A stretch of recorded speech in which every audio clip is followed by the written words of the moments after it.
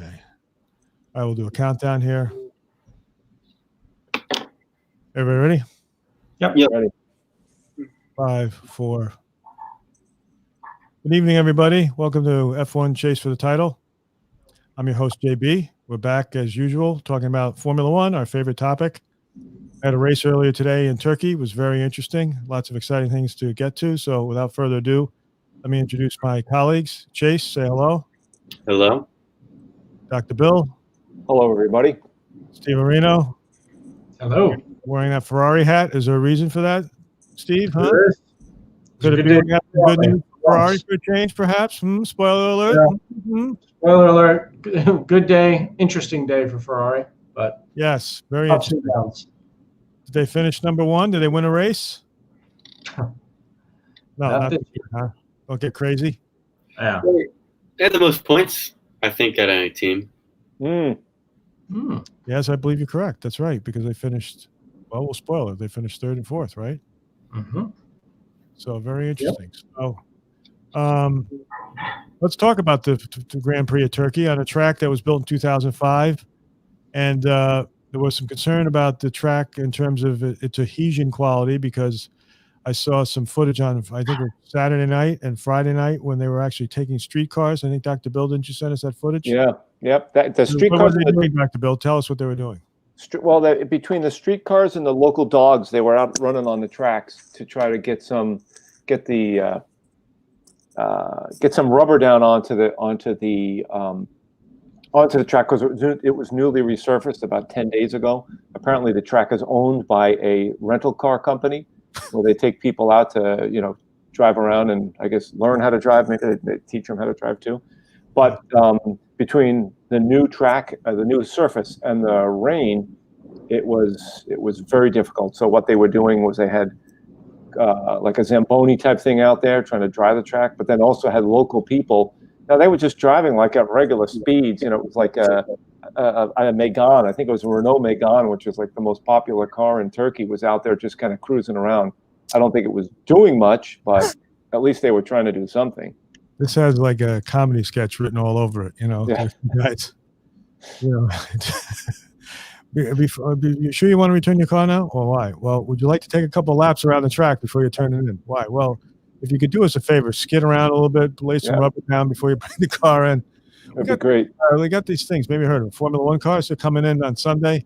We're just trying to get the track up and ready for them. So if you wouldn't mind, just do a couple donuts out there for us, if you would, before you turn the car in. Thank you very much.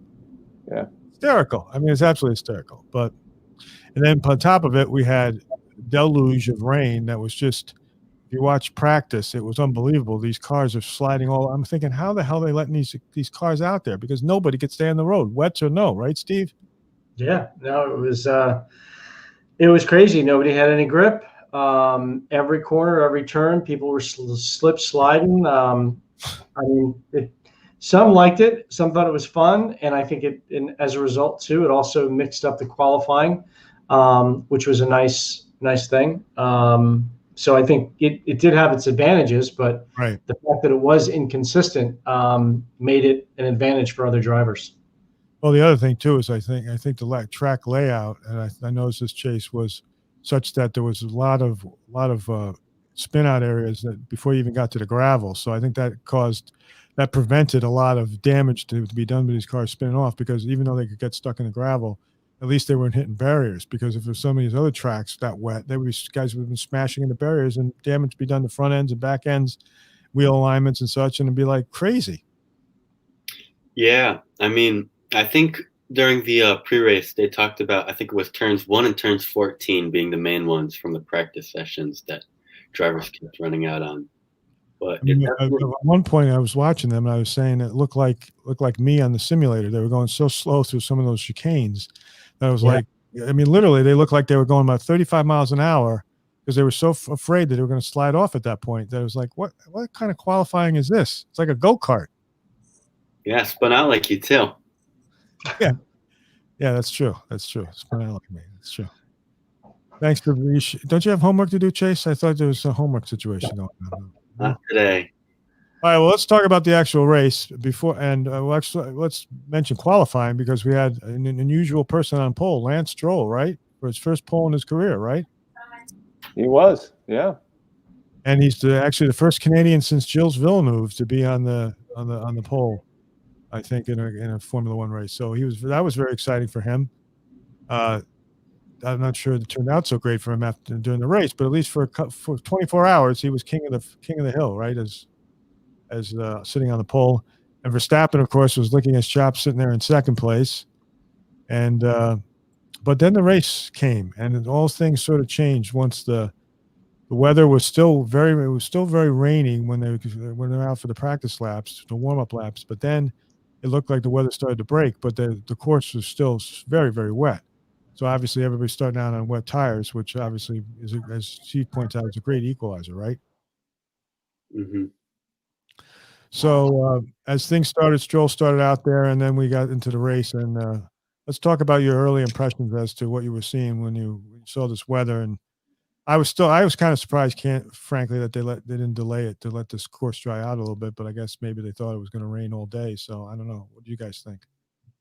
I think one of the only ways that they were going to get it to dry out was having people drive on it. Right. Right. Yeah. Because I think they said even at the very end, they were expecting rain to come through in the last lap. It didn't, but it was expected. So I think it was a situation where they had to get their windows of opportunity in. And that also obviously affected the pit strategy tremendously. Was about how long they were going to have to go in the wets. When did they change the inters?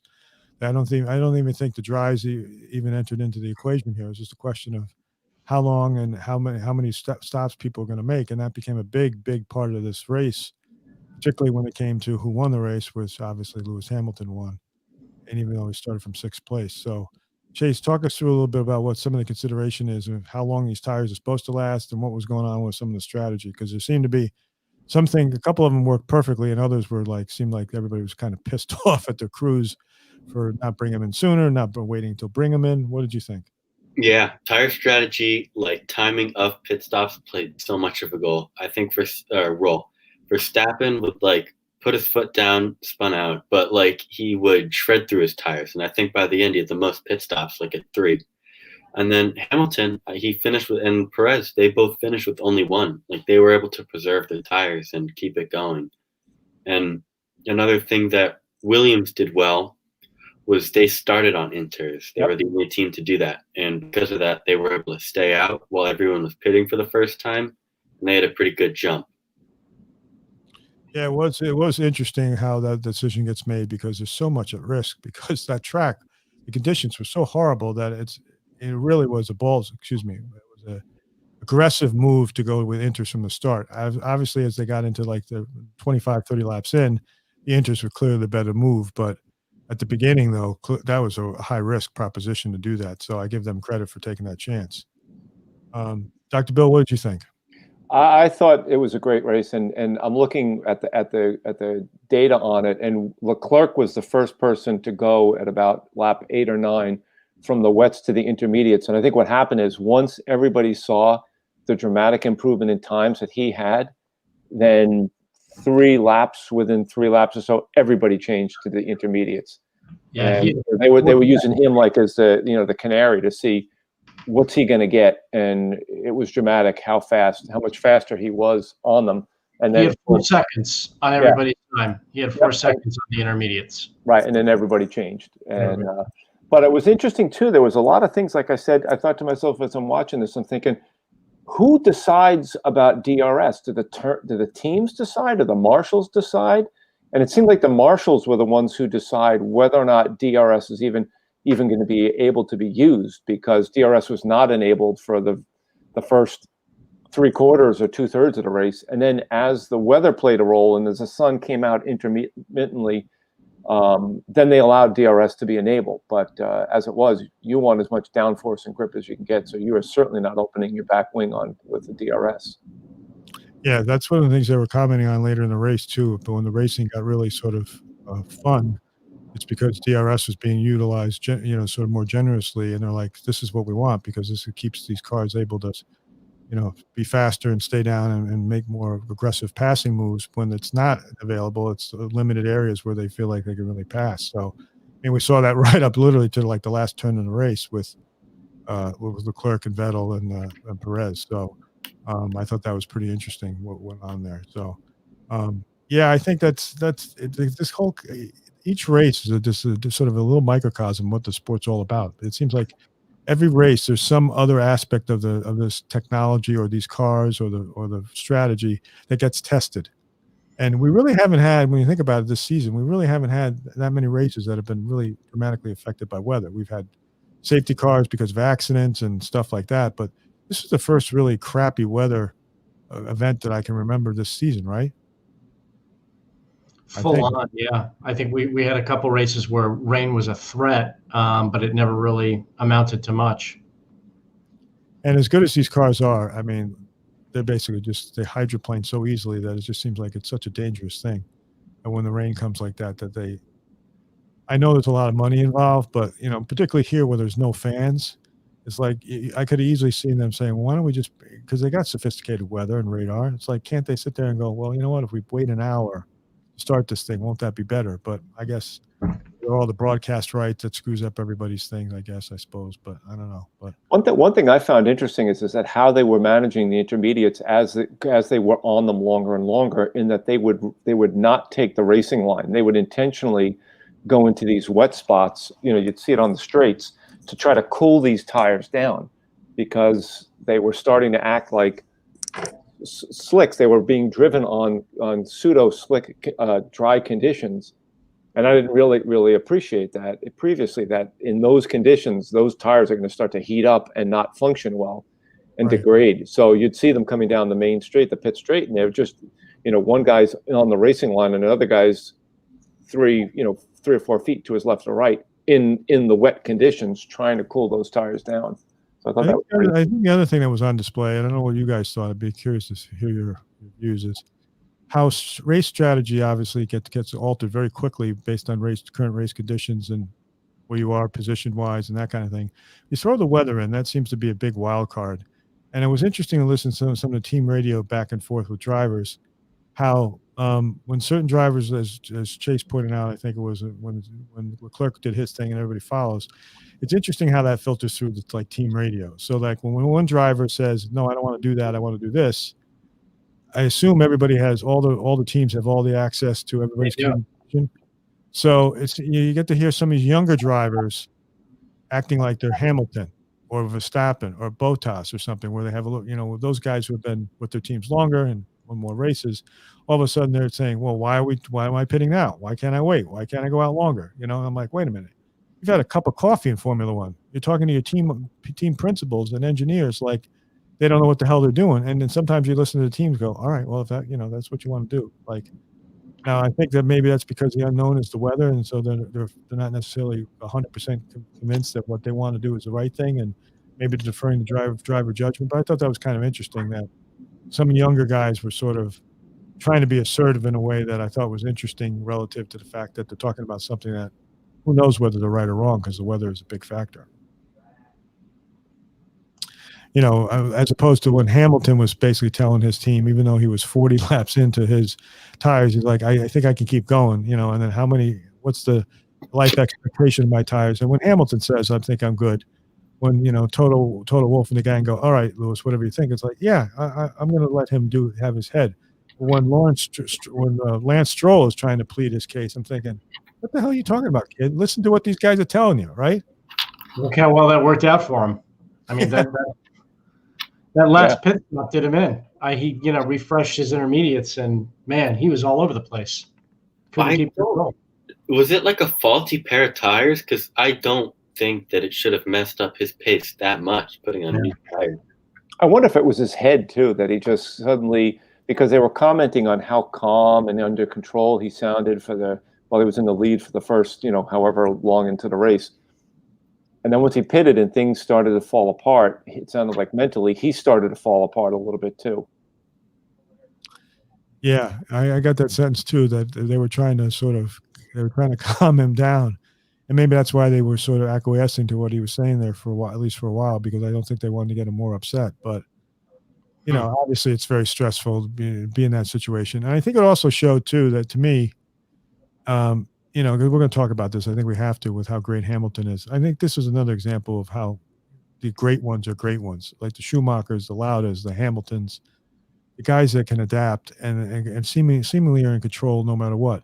Clearly, Mercedes was not the fastest car this weekend in the wet. It just wasn't, right? And as I wrote down in my notes, you could argue that the water was their kryptonite. That basically, if you're going to beat Mercedes, this was your weekend to do it.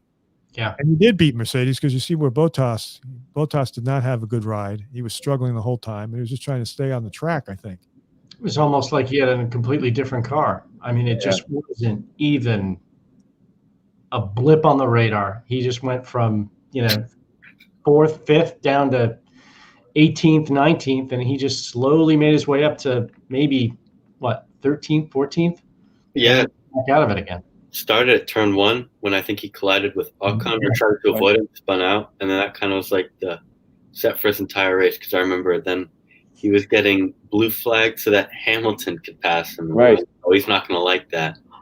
And then and that's what I mean. They can hear him talking, right? Because that's what he goes, what's Valtteri doing? Does he know that I'm behind him? And he's getting blue flags. Does he want to move over? What's going on? Like, instead of Hamilton going, get the hell out of my way, right?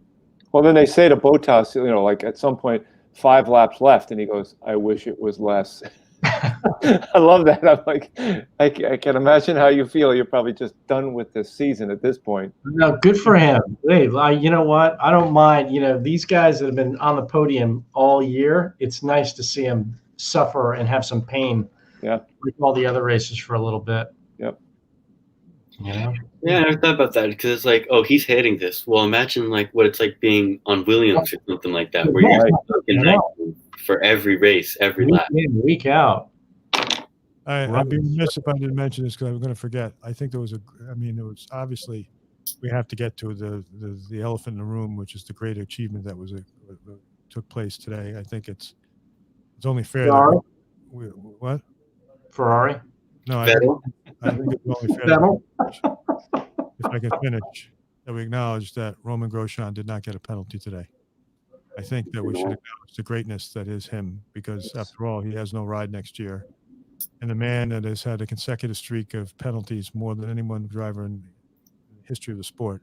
Today, his streak was broken, I believe. I have to review. I don't know. Mercedes hasn't signed a second driver yet, so he's still up there. It's that life. Well, you know what, Chase? What can happen? You know what? They are looking for another driver and somebody to drive Bottas around when Hamilton leaves the team. And Grosjean is going to be first alternate on the team car that takes him to and from the airport. So I think that's right. But of course, we have to celebrate Lewis Hamilton clinching his 7th GP championship, driver's title, tying him with the great Michael Schumacher, which I think we need to give him a round of applause. I know there's not a lot of fans here, but And I have my Heineken 00 right here. You see it advertised all over the track. It's actually pretty good. I like it. Toast to Lewis. God love you, Lewis. I'm a fan. 94 wins, 7 titles. That's quite an accomplishment.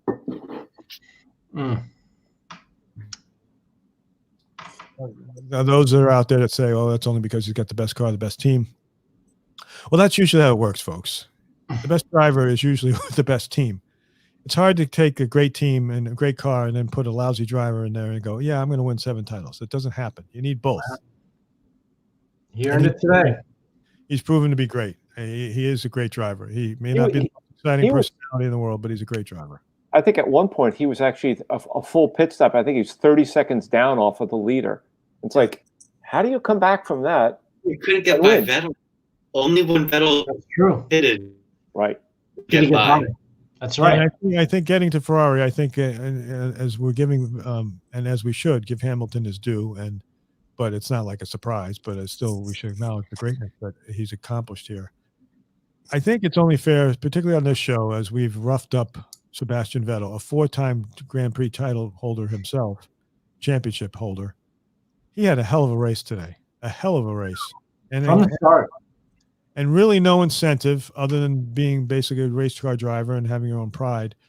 Crappy weather conditions, but very easy to not be aggressive. And what was he? He was aggressive, and he really showed why this guy's a 4-time champion, I thought. Right, Steve? Yeah, no, it was a pleasure to see from the very beginning. He took advantage, as he said in his post game or post race. He knew the conditions and he purposely kind of played to it. He went low, went around people. He knew it was going to be, kind of a crazy slick start, and he played to it. And he consistently through that race, with the exception of that one pit stop, which again is the Achilles heel, with a 5.3 second pit stop. Everything was pretty much flawless, and he was given a gift at the very end. Oh yeah, Yeah. Leclerc was. You see the quotes by Leclerc. He was almost Yeah. inconsolable. You couldn't believe how stupid he was. Yeah.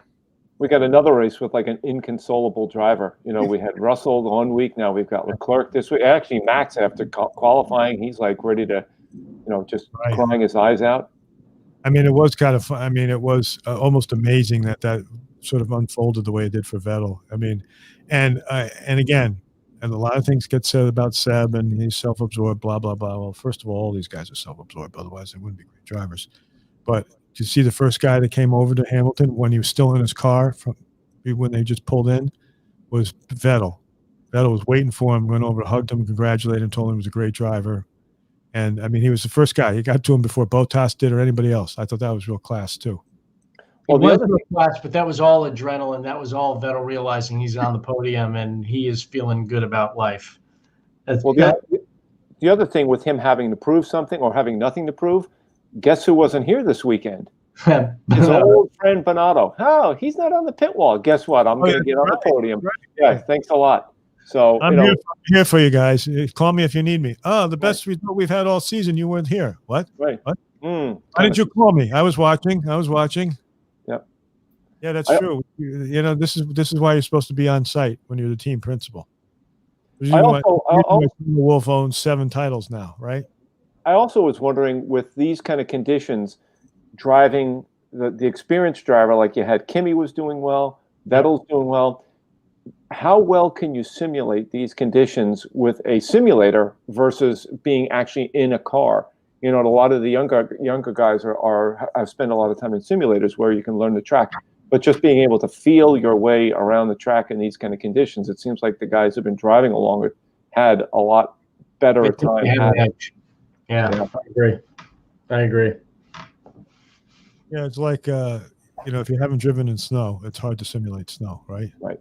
You're a Formula One driver and the track is so freaking wet that people are hydroplaning all over the place, and it seems like that's the only thing you can do. And then you got a guy like Vettel and Hamilton are driving like they got all-wheel drive. It's got to be pretty awe-inspiring to sit there and go, how the hell are those guys doing that? Yeah. But I think generally speaking, fans voted Vettel the driver of the day. Do we agree with that? Oh yeah. Oh yeah. Mm-hmm. This was his highlight of the year, for sure. But I would say give credit to Perez coming in second, and I've said for a while now since he was let go, he's got something to prove, and every week that goes by, I think he just revels in the fact that he's throwing it right back in their face to say you made the wrong decision. But money talks, so. But apparently he's got a decent amount of money, and the longer this goes on, and the better he does, and the longer Hamilton doesn't sign, you're like, something's going on. Seems like something's going on. Yeah, that leads us into a good discussion because we keep talking about this, and it seems now the title's settled. So we know that Lewis has it, and we know that it would appear that Toto Wolff is not coming back. All signs are that he's going to retire or take a leave of absence or whatever you want to call it from the team. But it seems like the team's going to be in good shape because they got all sorts of people that have been working with Lewis and working with those guys for years. So, but it does seem to be a question as to whether Lewis is going to come back. And if you're Mercedes and you see a guy like Perez out there, at what point do you kind of say to Lewis, we got to know. If you're not coming back, we got to make a big decision here ourselves because this young guy could be, who knows, maybe he is the guy that we should be signing for, Valtteri maybe coaches this kid as best he can or whatever, because maybe that's where we need to go as opposed to, if it's not going to be an 8th, maybe we need to know it now. What do you guys think? Chase? I'm gonna keep disconnecting. Could I pass this question on to someone else? You're gonna pass? Yeah, we keep with the wind and the storm. We keep. All right, for Bill for 9 points. If you answer the question. Uh-oh. All right, hold on. I got to get my calculator out because I'm going to mess this one up. So, what do you think about do you think there's a Hamilton Perez potential trade going on if Hamilton's not going to sign? Yeah, and the other thing too, and I don't know how much of a factor it is that Perez is driving a Mercedes-powered car. Does that make any difference in the transition, just stepping over from one chassis to another with the same powertrain? I don't know, but that may be a factor that, they may grab him, or something along those lines if Lewis ends up doing something else. Yeah, you know what? It's going to be interesting because Steve, I don't, the way Lewis talks, sometimes I don't. The one that, like today, if it looked like he was still said, "I'm going to keep going. I love this sport," blah blah blah. And then there are other times when I think like he wants to be a political figure, a leader of a movement, do something else. He's ready to move on. He's done everything he can do in the sport. It's an interesting dichotomy with him sometimes. It is, and I wonder if the ego is such that he wants to combine the best of both worlds. And again, find a way to get what he really wants, and create something new and something different for himself and really for the community, because I think that's really the rallying cry right now is the Black community and having opportunity, and to what extent is he going to sacrifice to move that movement forward. It'll be interesting. Yeah, because he wouldn't be the first guy to retire and then come back. We got the recent example of Alonso coming back. Even Michael Schumacher stayed out for a couple of years, and then he came back, ironically, with Mercedes after he left Ferrari. So, Lewis says he feels fit and all that stuff. He's 36, but maybe he takes a break and maybe works on these other things, and maybe he comes back potentially with a team, and he's team principal and driver. I mean, who knows? Well, I think we brought out a few days ago a really interesting point, and that is that Mercedes is going to be dominant for the next 1 to 2 years, and that's about it. It really is a big question mark beyond 2022 as to how good Mercedes is going to be in the new outfit, because they could be at the bottom of the pack, they could be at the middle, they could also still be as dominant as they are today, but it is going to be different. And how much of that plays into the age factor of Hamilton and the young factor of all these newer drivers coming up that are doing really well. Right. Well, let's face it, it is a young man's sport. I mean, these guys are kids. I mean, they're 21, 22, 23, 24 years old. And, Hamilton at 36 is like almost be their uncle or something. I mean, that's, yeah. And think about it. Not that I'm not a fan of Stroll, but Stroll's 22 years old. Right. Lando Norris turned 21 this week. Right. Was it? Yeah, his birthday was just like a day or two ago. I mean, these are kids. These guys aren't much older than Chase. I mean, if they're that competitive at 21, what are they going to be like in 10 years? They're going to be terrors. They're going to be like Verstappen, who's what, 26? Yeah, right. He conducts himself like he's a 50-year-old guy that's been in the business for 42 years. Yeah, you're right. Yeah. But it's almost like dog years, racing Formula One cars, right? It isn't like, almost like it's unlike any other sporting activity on the planet.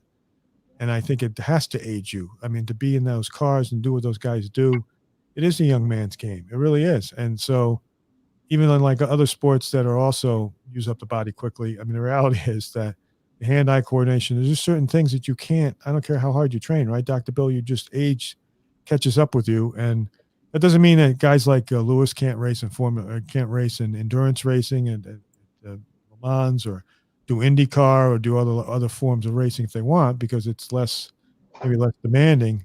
But Formula One, geez, at 36, he is an old guy, right? Well, kind of like I said before, there's like a crisscross where your experience that was used to drive in wet conditions with the degradation and reflexes, you reach a certain point where where there does cross, and now you're just ending up with a net negative. But I think that the younger guys need more experience. They have the reflexes and the aggressiveness, but they don't have that experience in varied driving in varied conditions.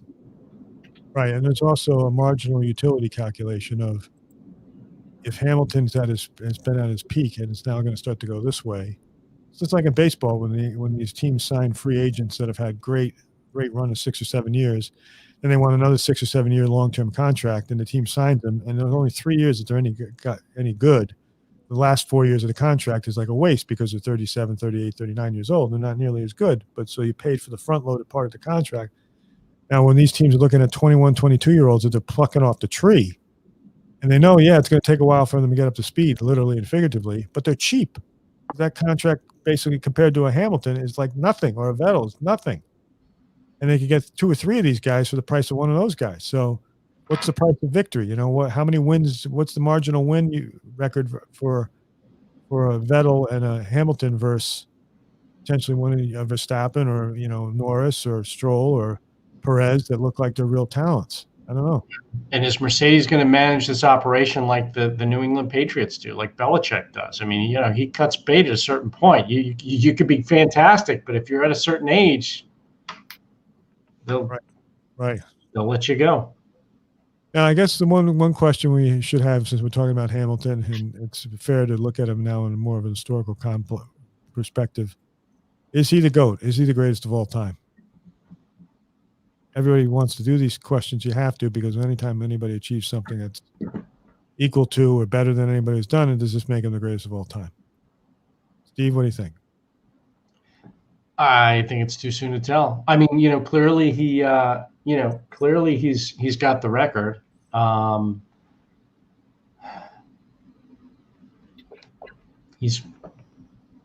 still think it's too soon. I think there's more in him. But he certainly is in the conversation, without question. Bill, what do you think, Dr. Bill? Yeah, I don't have the greatest historical perspective, but I think, like Steve was saying, if you look, I think there's more. I think he has more to do. Now, you could say, well, he has more in him to accomplish in F1, maybe because of the era that he's racing in, that advances in psychology, and as we've talked before, his using his physiotherapist and things like that allows him to last longer, better. So I don't know. He's certainly at the top of my list right now. Chase, what do you think? Yeah, similar to what Dr. Bill said. It's like you can't really compare them too well because, they might have like an equal amount of records, but never before has someone been able to stay in the sport as long as now. Right. And with the equipment, the way it is now versus 20 years ago, I wonder what physically a Formula One race would have felt like 25 years ago versus today. With all you're doing now is, pressing buttons. And power steering. And power steering. Like, I don't know. It evolves, right? And you adjust to it, and it's just different. So. Well, that's a good point. You take Monaco when you had manual transmissions. How many gear shifts you have to do in one lap? I think they said it was like 67 or something, 87 or something, some unbelievable number. One lap at Monaco with a foot clutch. Can you imagine the talk about physical toll that takes and the effort that physically that takes on you? Plus, you're in cars that if you go the wrong way, you're dead. Not a bumper, not a safety car, not a boo-boo, not a rock hits your finger. You're dead. Mm-hmm. The difference. Yeah, I think my perspective is it's particularly in a sport like this, it's very hard to compare guys from different eras because you can't. There's no ability to sit there and go, well, he definitely would have done this and he would have done that. I just think he's if he keeps going, he's obviously going to be up there in the conversation. He gets compared to Schumacher, which is relatively fair because they're close, but Schumacher was unbelievable. But then again, Senna was unbelievable, and he died. And God knows what he could have done if he hadn't been tragically killed. And his teammate Prost, who was a pain in the ass, he went on to win a total of 5 Grand Prix titles. And I don't think he was nearly the driver that Senna was, but he basically gave Senna all he could handle him more because he was a different style driver. He was more patient and controlling, where Senna was just all about speed and aggressiveness. I mean, then you got people like Lauda, who won 3 and probably could have won more if he stuck around. He was runner-up, I think, twice. Graham Hill is a personal favorite of mine, and he was in the Jackie Clark era. And many people think Jim Clark, they think he was the greatest driver ever. He only won 2, but he was killed in 68 and he was 32 years old. And then, of course, there's Fangio. All that guy did was win 5 championships with 4 different teams. I mean, so, and then we gloss over Vettel. Vettel's won 51 races in addition to 4 titles. So there's a lot of guys I think you could talk about that are greatest of all time, but I think it's fair to, like you said, celebrate what he's done, and he's not done yet. He's got more to do, but still, it is remarkable. I mean, to do anything that well for that long is, I think you got to take your hat off to them all. But I think the element of danger back in the day is something that's hard to factor in. Would these guys today take on the risks that the guys back in the 60s and early 70s were taking on? Every time they got into a race, there's a good 20% chance they could be badly injured or killed. I don't think we could have the sport today, could we? Yeah, at these conditions, no. With the lack of safety that existed back then, no, it wouldn't happen. They'd shut it down, right? They say you can't have a sport where there's a chance that guys could die every week. Yep, can't have it. But we got more races left, which it's going to be interesting, I think, to see what happens from here, because do some of these teams take a little bit more chances with strategy? Because the Constructors' Championship is finished, but for the top spot. But I think 2, 3, and 4, I think as we talked about, are still up for grabs, right? Racing Point's in there. Yeah, I think 2 through 8 is really everybody's within a reasonable shot of one another. So yeah, I think that would be pretty interesting because that's a lot of money. I think they said today something like, I don't know if it's the difference between 3rd or 4th or 2nd and 3rd is like $1.5 million or something. I mean, there's a lot of money here that's available to these teams. I mean, that's big money to. Racing Point, McLaren, and Renault are separated by 18 points. Wow. Yeah. And throw in Ferraris, it's 24 points between if you add Ferrari in. Wow. So we got 3 races left. We got, interestingly enough, we got 2 in Bahrain. And I looked at that. They got the track that they're racing on Thanksgiving weekend, which is a regular Formula One circuit. And then they had this other thing that they call the outer track. It almost looks like a NASCAR thing. It's almost like an oval.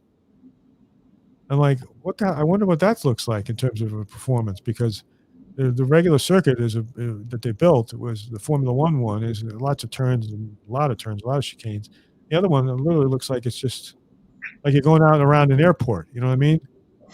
So that's after this. That's in December after this Bahrain race, Thanksgiving weekend. Then we're 2 weeks and we're in Bahrain again for this outer track thing, and then we finish in Abu Dhabi. So I guess that'll be 20 races, I think, right?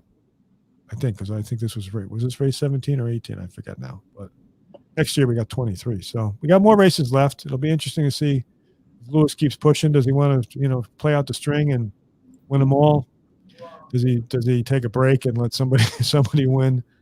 I don't know. I guess it remains to be seen. So it's been pretty exciting so far, and I think it's been a fun season, and they'll be starting up again before you know it, right? Yeah, and I have a feeling since we have a skip week, that some of these spots, where people are going, may get settled in this time period. And one other thing is Perez. It was interesting, Perez and Albon. So Albon's in the other seat in Red Bull.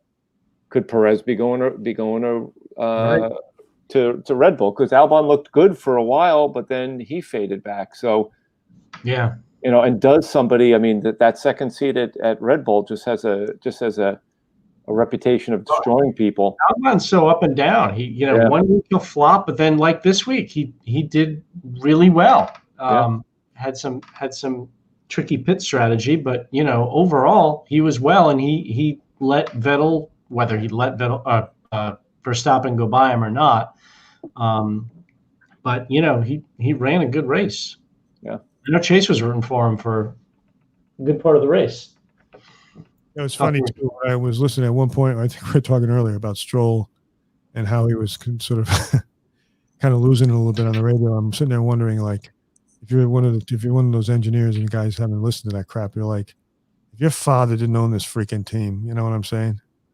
Yeah, but he's proven it as well. I mean, I was certainly of that opinion for a long time. It's like, yeah, you wouldn't be where you are if Dad wasn't paying the bills. But he's actually kind of proven himself over the years that he's got. Yeah, I agree with that. I just meant maybe today when he started Right. to have a little bit. I'm not sure if he wasn't, you know, the kid of the guy that owns the team. I wonder if the team would have been a little bit more like, listen, pal, you're a driver. You listen to what we tell you to do. You haven't won any championships yet. But having said that, you're right. He certainly has driven. He's proven that he belongs in the sport. I don't think that's a question. But then we go back to somebody like Perez, who does have money and that does have performance, and he doesn't have a drive. And I think the other thing is some of these guys that are moving from teams are actually having success where they are too, which makes you wonder, like, well, what was the thinking that was going into the strategy of saying this guy has to go? Or even like on the other side, like Ricardo, because Ricardo clearly made the decision he was going to leave, and you're like, you're having success where you are. Why do you want to leave? I don't know. I think at the time the success was a little not as good as it is now, you know, for at least for Ricardo, certainly obviously for Vettel, but I mean, granted, it's only one race, but. And then the other thing will be is, you know, it's a longer conversation, but, you know, with Alonso coming back, how will he be in the sport now? Because he's been away, what, 3 years? Yeah, that sounds about right.